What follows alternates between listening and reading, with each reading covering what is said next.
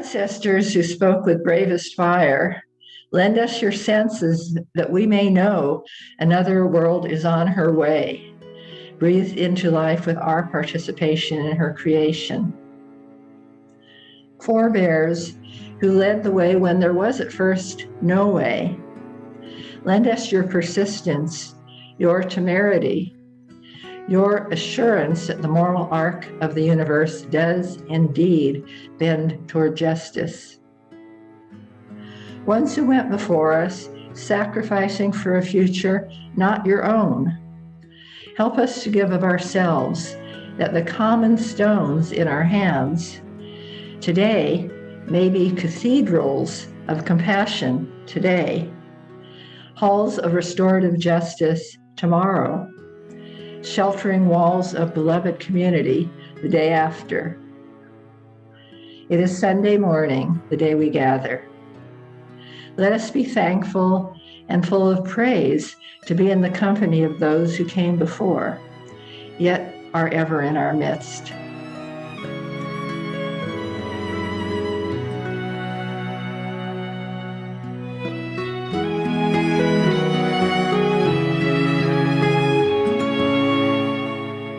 Good morning and welcome to Community Unitarian Universalist Church Online. I'm Joyce Thompson, your worship associate for today's virtual meeting. Unitarian Universalism has a long and impressive history with many brilliant leaders. In recent services, we learned about the contributions of the Reverend Dr. Marion P. Shutter and the sacrifice, the ultimate sacrifice of the Reverend James Reeb.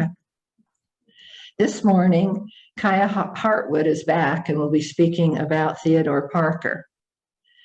We've all heard the quotation about the moral arc of the universe bending toward justice, and most people attribute it to Martin Luther King Jr.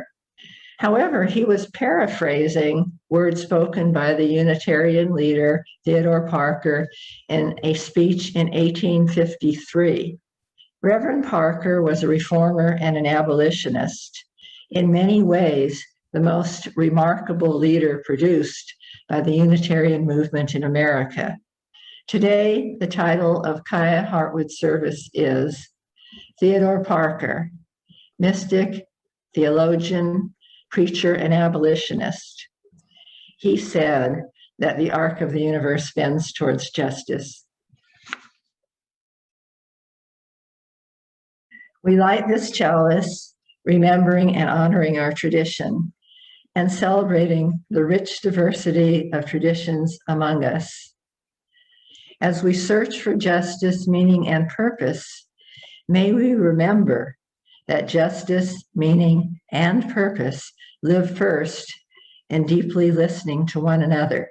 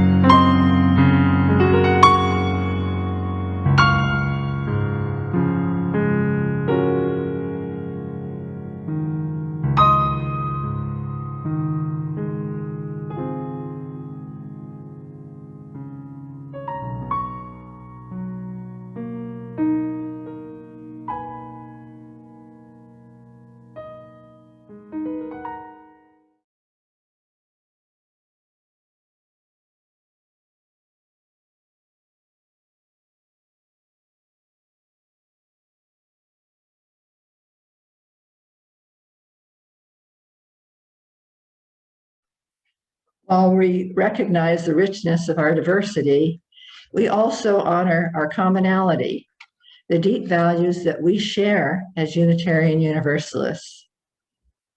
We renew our commitment to these values and to one another every week as we recite our covenant aloud.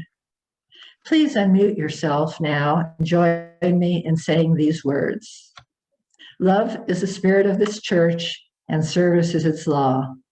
This is our great covenant, to dwell together in peace, to seek the truth in freedom, and to help one another.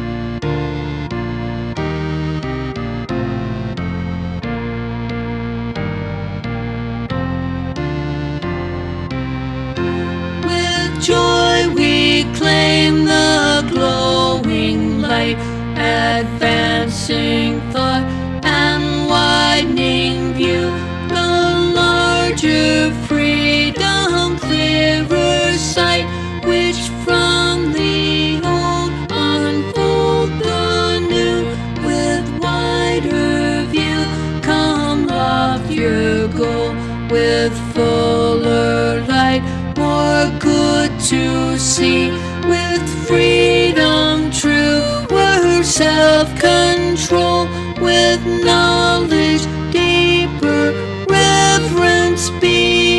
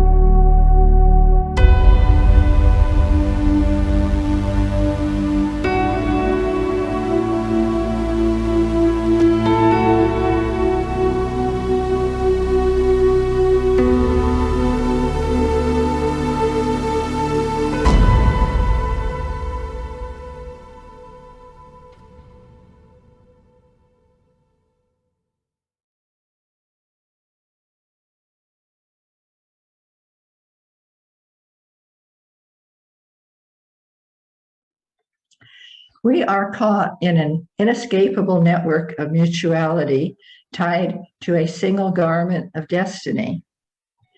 Injustice anywhere is a threat to justice everywhere. There are some things in our social system to which all of us ought to be maladjusted.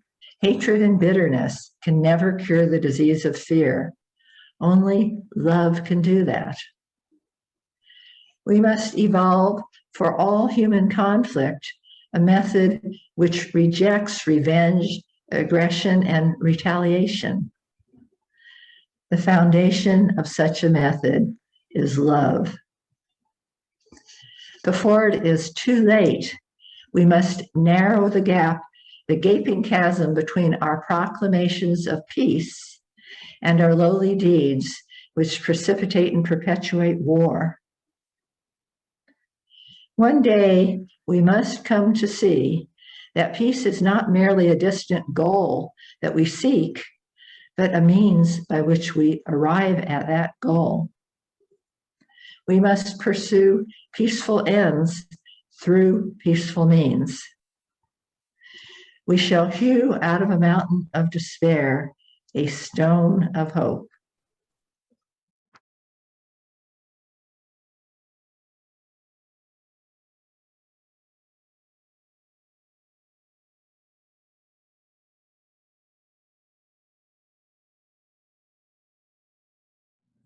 This morning, I'm going to tell you stories about a very famous Unitarian minister that we idolize as being very prophetic and holding his ground as a social reformer way before many other people did.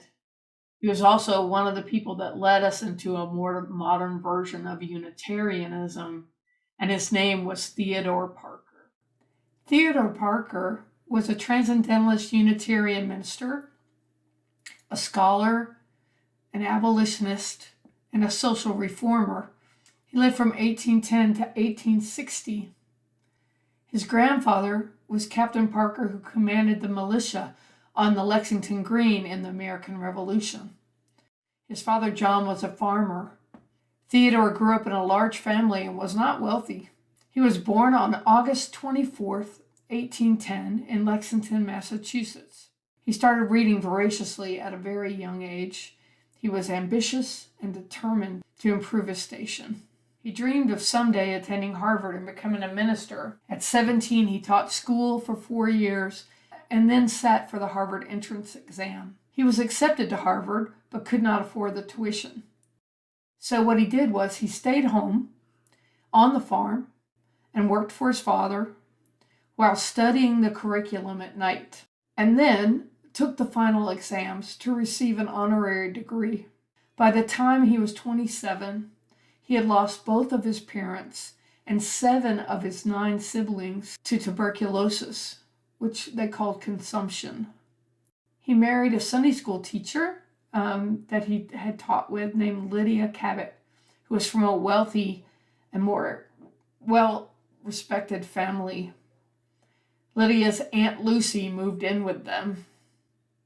Parker attended Harvard Divinity School in 1834 and graduated in 1836. He was ordained as the called Unitarian pastor of the Unitarian Church of West Roxbury, Massachusetts.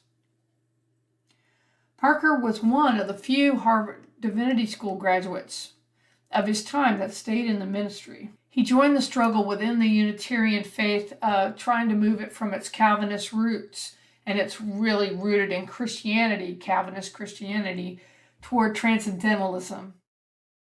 Parker studied a lot of German philosophy and biblical criticism extensively in more than 20 original languages. He was at Ralph Waldo Emerson's Divinity School address in 1838, and he agreed with most of Emerson's ideas. He gradually altered his views to a more transcendental and less literal view of the Bible. First, he began to question the historical validity of the miracles in the Old Testament, and that led to questions about Jesus' miracles and a new view that Jesus was simply more divinely inspired than most men, that maybe the miracles were not necessarily supernatural. And although divine inspiration was open to all and that his teachings were great, not because they came from God, but because their authority was based on truth, with a big T. There was a really strong transcendental thing about, your internal understanding, your internal knowing being your first authority. By the end of the decade, his written speculations along these lines were beginning to cause extreme concern, especially in other Unitarian ministers. He parted ways with some of the other Unitarian ministers of his day over a sermon he wrote called "The Transient and Permanent in Christianity" in 1841. He claimed that the essence of Christianity could be found in what Jesus taught about love, a teaching that anyone could teach. Whether you were Buddhist or Zoroastrian, it wouldn't matter because what you were teaching was just true. And anyone could follow it, even if they had never heard of Jesus. Now, the other ministers shunned him and refused to do pulpit exchanges with him over what they considered his unchristian and way too liberal beliefs. This informal boycott of pulpit exchanges led to an 1843 attempt to force Parker to resign from the Boston Association of Congregational Ministers, which is kind of like our present-day UUMA, that all Unitarian ministers belong to. And all the members of this organization were Unitarians. But Parker refused to resign, and he accused his colleagues of trying to impose a creed. His supporters, his congregates and such, convinced him to resign his West Roxbury Unitarian pulpit. And they helped him found one of the first megachurches in the world, and especially in Boston. Although the core group of 300 or so supporters who underwrote the new congregation were largely Unitarians, the new congregation was not considered a Unitarian church, but a free church, open to all and unbound by any dogma. Supporters rented space in the Melodeon Theater, but soon over 1,000 people were regularly attending his Sunday and Wednesday evening lectures on social and political and scientific issues. So then they moved to the Boston Music Hall and the attendance doubled. So we're talking more than 2,000 people in attendance on Wednesday and Sundays at what they called the 28th Congregational Society in West Roxbury. Now it's called the Theodore Parker Unitarian Universalist Church. His famous parishioners included William Lloyd Garrison and Louisa May Alcott, Julia Ward Howe, who was a personal friend of his, Elizabeth Cady Stanton, and the former slaves William and Ellen Craft, that he actually hid in his own place when they were escaping. Stanton called his sermons soul-satisfying, and when beginning her career, she credited him with introducing her to the concept of a heavenly mother in the Trinity, preaching what he and his followers identified as a type of prophetic Christian social activism. So social gospel way before social gospel became the thing. If the local Unitarian worthies thought that Parker was a troublemaker before, his new pulpit only helped him go even further, particularly on social justice issues. Parker espoused a new American industrial democracy, which he proclaimed was of all the people, by all the people, and for all the people, a phrase later borrowed by Abraham Lincoln and used in the Gettysburg Address. He had read several collections of Parker's sermons. Parker was extremely famous in the 1850s. He's probably one of the most famous ministers in the entire country. To this end, he advocated numerous social reforms, including free public education, penal reform, and support for the emerging women's rights movement. But his greatest attention was turned towards slavery. And he felt that slavery was bolstering the darker side of America. He had already denounced the Mexican War as an attempt to expand slavery, and he led the Boston opposition to the Fugitive Slave Act in 1850. That act required people to help capture fugitive slaves and not to harbor them. Well, he ignored that altogether. He was also a minister at large to the black community for the abolitionists, and as chair of their vigilance committee, he helped fugitive slaves escape. In 1845, he was indicted for this behavior by the federal grand jury, but it didn't stop him at all. He was now in league with the fiercest of abolitionists, including William Lloyd Garrison. And with the outbreak of the guerrilla warfare between the pro-slavery and the free soil partisans in Kansas, Parker raised money to buy weapons for the Free State militias, including arming the firebrand John Brown. Yes, that John Brown, later of Harper's Ferry. When Brown came to Boston to plead for support and to raise money to help start a slave rebellion, he was one of the secret committee, the Secret Six, they called them, who helped finance and arm Brown's failed Harper's Ferry raid in October of 1859. So after Brown's arrest, Parker was one of the few to publicly support him still. He wrote a pamphlet called John Brown's Expedition Reviewed and defended him, and basically came out and said that slaves have a right to kill their masters. He kind of tied himself in with his grandfather's rebellion against England, and by this time, Theodore Parker was exhausted. Now, he was pretty tired the whole time he put himself through school. He would stay up all night reading and work all day on the farm, and this lifelong habit probably didn't help his health much. His always fragile health had begun to deteriorate a couple of years before this. The strain of his tireless abolitionist efforts and a packed schedule of preaching and lecturing had really taken a toll.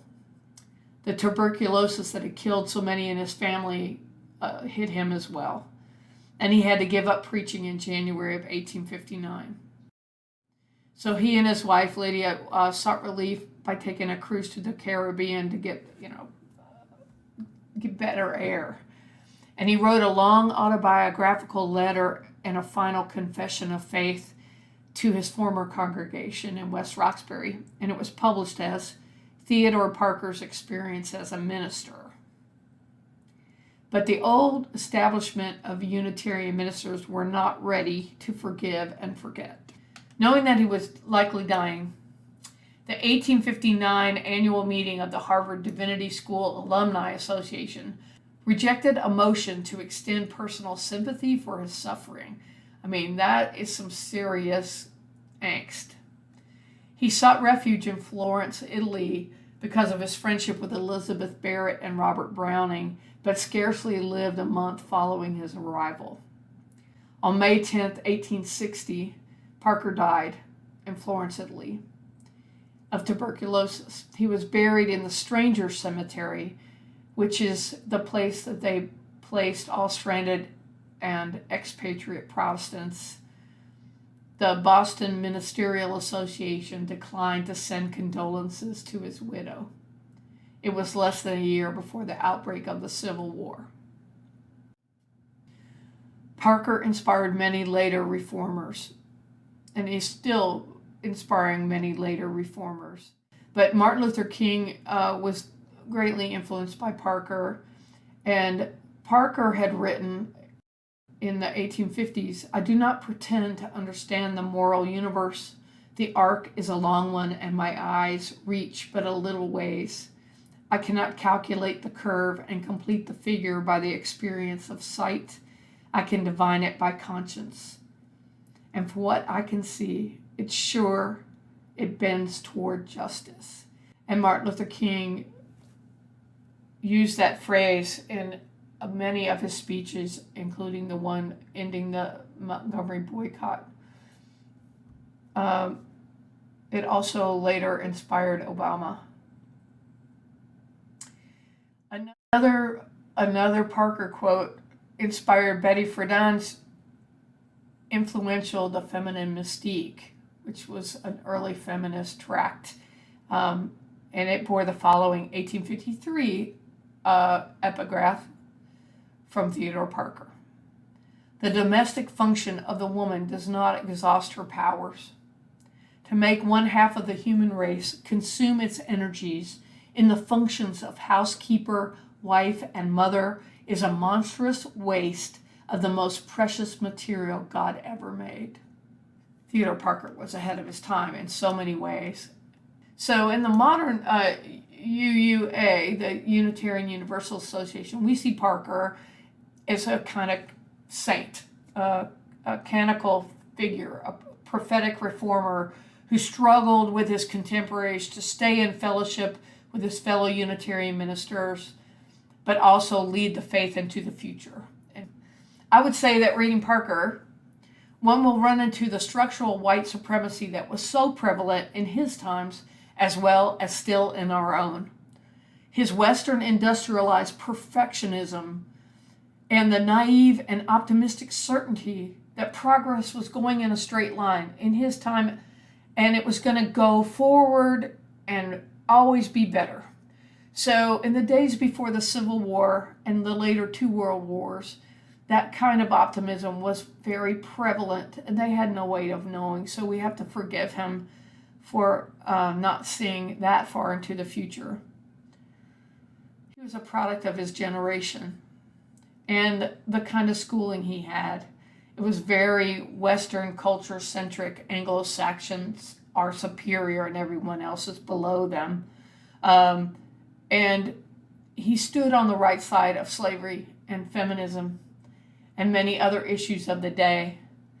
But he cannot be studied simply or held to our modern standards of classism and anti-racism. If we do that, he's going to fail miserably. He's worthy of our notice, and he's worthy of clear-eyed study in all the nuance and complexity we can muster. We must honor him for his trailblazing stances and his backbone, which we could use more of, while not shying away from the troubling contradictions of his personality and from his culture. He was both feminist and misogynist. He was both abolitionist and racist. May we all be brave enough to look deep and look below the surface. Thank you.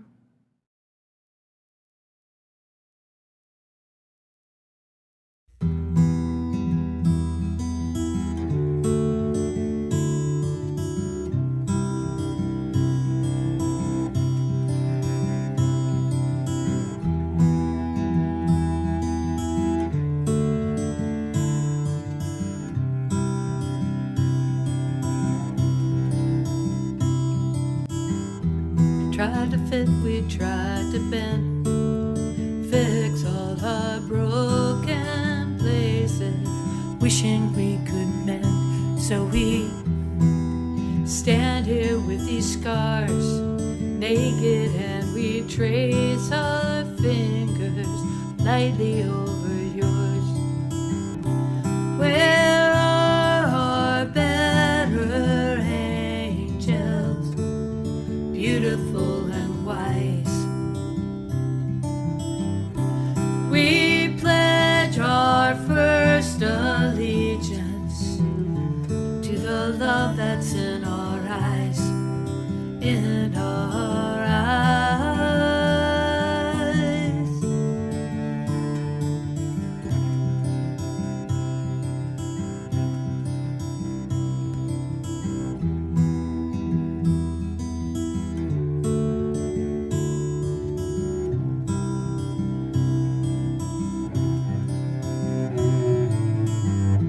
After midnight, rage and fires light.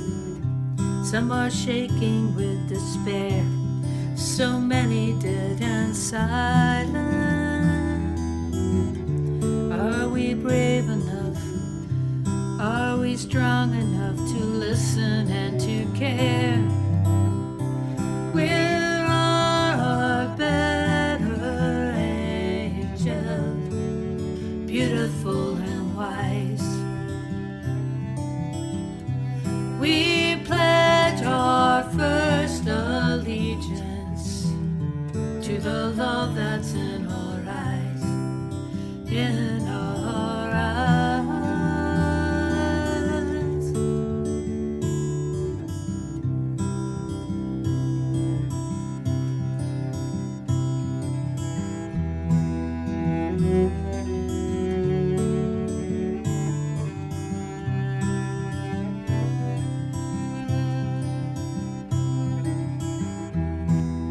So much history, can we change it? For we know that time is running like a river through our hands. Tell the stories that must be told, make us whole so we will rise, dream and breathe.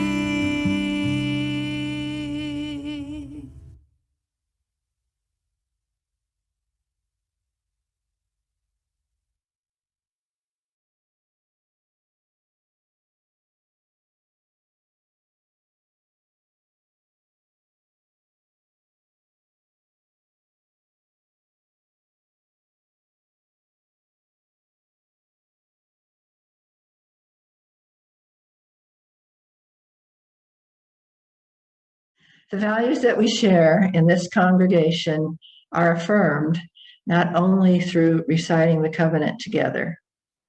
We also express our values and commitment to one another through our generosity in working to help the church and also through our donations. You can donate by mailing a check to our church address or going to the church website and clicking the blue Donate Now button. We so appreciate your support through your good works as well as through your generous donations. Thank you so much. As this service comes to a close, we mark its end by extinguishing the chalice. Please unmute yourself and join me in saying aloud, "We extinguish this flame, but not the light of truth, the warmth of community, or the fire of commitment. These we carry in our hearts until we are together again."